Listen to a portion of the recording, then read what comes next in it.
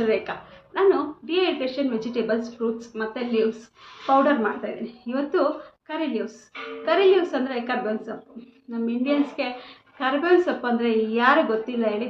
ನಾವು ಪ್ರತಿ ಅಡುಗೆಗೂ ಕರ್ಬೇವಿನ ಸೊಪ್ಪು ಯೂಸ್ ಮಾಡ್ತೀವಿ.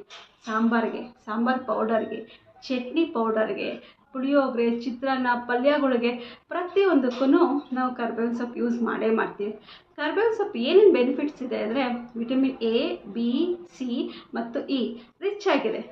ಮತ್ತು ಕರ್ಬೇವಿನ ಸೊಪ್ಪು ತಿಂದರೆ ಕಣ್ಣಿಗೆ ಒಳ್ಳೆಯದು, ಕೂದಲಿಗೆ ಒಳ್ಳೆಯದು, ಡೈಜೆಸ್ಟಿವ್ ಸಿಸ್ಟಮ್ ಚೆನ್ನಾಗಿ ವರ್ಕ್ ಆಗುತ್ತೆ. ಮತ್ತು ಮೇಯ್ನಾಗಿ ಗ್ಯಾಸ್ಟ್ರಿಕ್ ಎಲ್ಲರಿಗೂ ಈಗ ಗ್ಯಾಸ್ಟ್ರಿಕ್ ಪ್ರಾಬ್ಲಮ್ ಇದ್ದೇ ಇದೆ. ಚಿಕ್ಕ ಮಕ್ಕಳಿಂದ ದೊಡ್ಡೋರವರೆಗೂ ಗ್ಯಾಸ್ಟ್ರಿಕ್ ಪ್ರಾಬ್ಲಮ್ ಇದೆ. ಇದು ಕರ್ಬೇವಿನ ಸೊಪ್ಪು 1-2 ಬೆಳಗ್ಗೆ ಎದ್ದಿದ ತಕ್ಷಣ ನಾವು ಹಾಕ್ಕೊಂಡು ಬಂದರೆ ಕ್ರಮೇಣ ಗ್ಯಾಸ್ಟ್ರಿಕ್ ಕಡಿಮೆ ಆಗ್ತಾ ಬರುತ್ತೆ.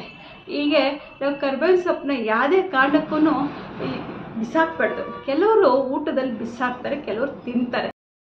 ಇವತ್ತು ಕರ್ಬೇವಿನ ಸೊಪ್ಪು ಪೌಡರ್ ಮಾಡಿದ್ದೀನಿ. ಇದೇ ಥರ ಅಪ್ಡೇಟ್ ಮಾಡ್ತಾ ಇರ್ತೀನಿ ಪೌಡರ್ ಬಗ್ಗೆ. ನನ್ನ ಲೈಕ್ ಮಾಡಿ, ಶೇರ್ ಮಾಡಿ, ಸಬ್ಸ್ಕ್ರೈಬ್ ಆಗಿ. Thank you.